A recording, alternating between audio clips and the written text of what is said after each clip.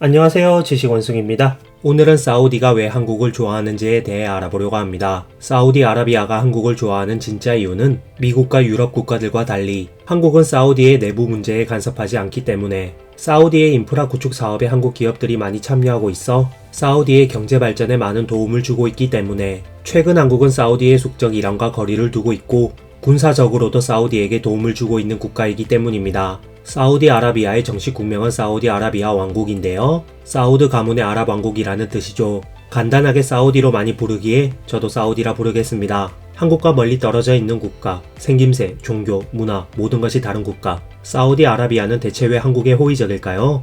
사우디는 의외로 먼 옛날부터 한국과 인연이 있었는데요. 고구려의 당나라 장수 고선지가 이끌었던 탈라스 전투에는 고구려의 유민들 또한 많이 참여했는데 이 중 당나라군을 배신하고 아바스 왕조에 협력한 고구려의 유민들이 있었습니다. 아바스 왕조는 이들에게 관직과 땅을 주어 아바스에 정착하게 했다는 기록이 있는데 아바스 칼리파국이 지배했던 땅이 워낙 넓은 탓에 현재 사우디아라비아 땅에 정착했는지는 불분명하죠. 통일신라와 고려는 아바스 왕조와 활발히 무역을 했고 오랜 시간 우호적인 관계를 유지했습니다. 그렇다면 과거에 이런 우호적인 관계 때문에 사우디가 한국을 좋아할까요? 그렇지 않습니다. 사우디가 한국을 좋아하는 첫 번째 이유는 대한민국 정부 자체가 실용주의 외교 정책을 추구하는 정부라는 것입니다. 사우디는 전제 군주제 국가로 사우디 국왕은 국가 원수, 군 통수권자, 정부 수반을 모두 겸직하는데요. 다른 아랍 국가들이 허울러 남아 의회를 갖춘 데 비해 사우디에는 그런 것도 없이 국왕이 모든 권력을 가지고 휘두릅니다. 미국, 유럽을 비롯한 서방 국가들은 독재 정치, 인권 탄압, 문화 탄압, 여성 차별 등을 문제로 사우디에게 변화를 강요하고 있죠. 그 예로 미국의 바이든 대통령은 사우디 언론인 카슈크지 암살 배우로 빈살만 왕세자를 지목했는데요. 동시에 사우디를 국제적 왕따로 만들겠다는 발언을 내뱉기도 했습니다. 솔직히 옆에서 잔소리하고 간섭하는 거 싫잖아요? 사우디는 서방 국가들이 내정 간섭하는 게 싫습니다. 서방 국가들이 힘이 있고 사우디의 경제 발전에 도움이 되기에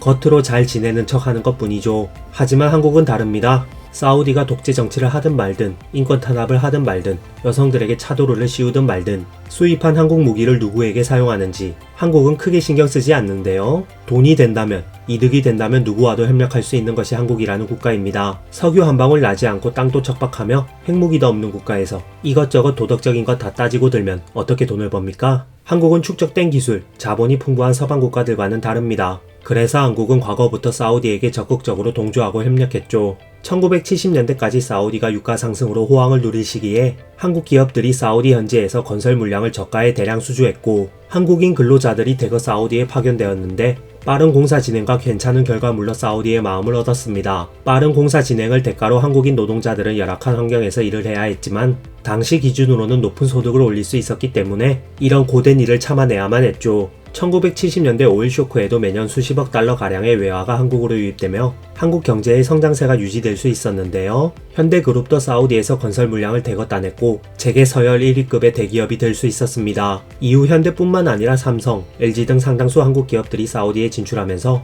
지금까지도 상당한 수익을 올리고 있죠. 2019년 6월 26일 무함마드 빈살만 왕세자는 한국을 방문하는데요. 빈살만 차량이 서울 도로를 프리패스할 수 있도록 한국 정부는 엄청난 의전을 베풀었고 빈살만은 한국 5대 재벌 총수들과 만남을 가졌습니다. 이재용 삼성 회장은 빈살만을 삼성 영빈관까지 모시기도 했죠. 2022년 11월 17일 한국 사우디 수교 60주년을 맞아 3년 만에 빈살만은 다시 한국에 방문했는데요. 초대형 도시건설 프로젝트, 네옴시티 사업 관련 기업인들을 만나기 위해 한덕수 국무총리의 영접을 받고 롯데호텔로 이동했습니다. 빈살만은 서울 롯데호텔에서 이재용, 정의선, 최태원, 김동관, 정기선, 이재현, 박정원, 이해욱 등 무려 8명의 한국 대기업 총수와 차담회를 가졌는데요. 명색이 20대 그룹 오너임에도 하루 전날 불렀음에도 대기업 오너들이 긴급히 일정을 변경해 맞추었죠. 2023년 6월 24일 현대건설이 사우디 아람코로부터 50억 달러, 약 6조 4천억 원 규모의 석유화학 플랜트 건설 사업인 아미랄 프로젝트를 수주했는데요. 이 사업은 한국 기업이 사우디에서 수주한 사업 중 최대 규모이며 아랍에미리트 바라카 원전, 이라크 카르발라 정유 공장 등에 이어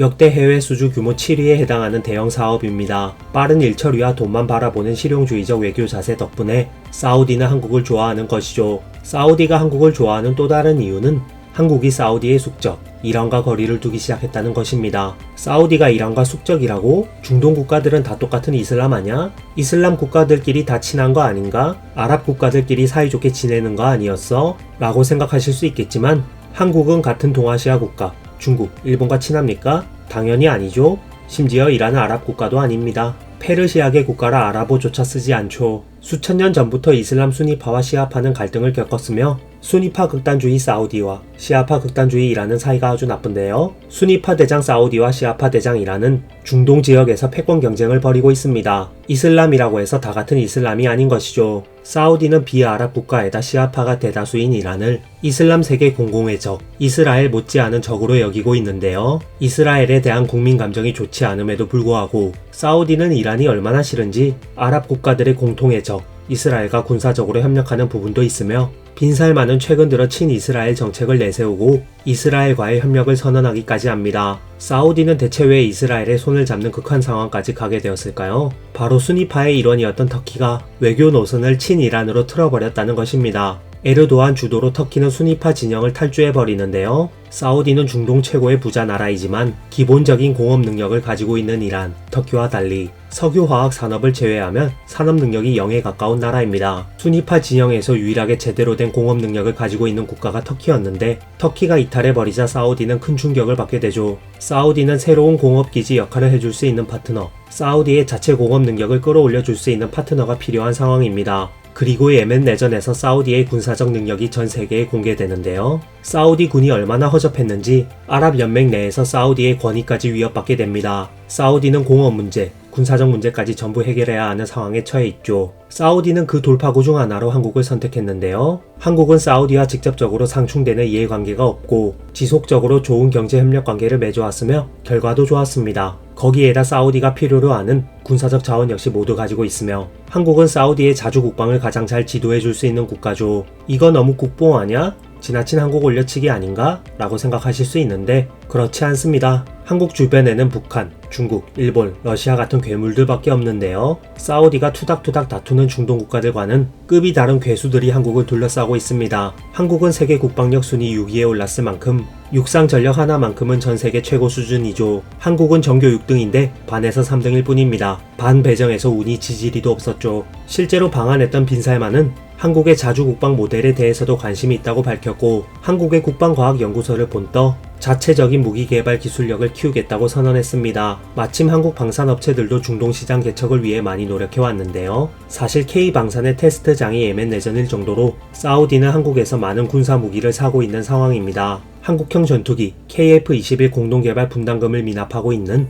인도네시아 같은 국가가 찌질대는 모습을 보다가 사우디같이 화끈한 나라와 어울린 후 K방산업체들은 눈이 뒤집혀 없는 기술도 억지로 만들어내고 있는 중입니다. 그 정도로 한국도 사우디에 관심이 많죠. 심지어 한국의 새로운 형제 국가가 되어버린 아랍에미리트 역시 사우디의 수니파 벨트에 속해 있는 국가인데요. 사우디와 같은 편인 아랍에미리트가 한국에게 이리저리 많은 도움을 얻고 있는 모습을 보았기에 한국은 사우디가 따로 검증할 필요 없는 국가이기도 합니다. 이상 왜 사우디가 한국을 좋아하는지에 대해 알아보았는데요. 사우디의 부족한 공업 능력, 군사적 능력을 완벽하게 채워줄 수 있는 국가, 동시에 옆에서 따로 잔소리도 안 하는 국가이기에 사우디는 한국을 좋아하는 것이었습니다. 그럼에도 불구하고 걱정되는 부분도 있는데요. 한국과 사우디 사이의 문제는 한국이 미국 다음 가는 세계 2위의 개신교 선교 국가라는 것입니다. 사우디가 그렇게 입국을 금지해도 기어코 들어와 걸려서 영구 추방당하는 한국인 개신교도들이 여럿 있어 현지 기업인들은 노심초사하고 있다고 하죠. 개별 한국인의 문제라서 한국 정부도 사우디 정부도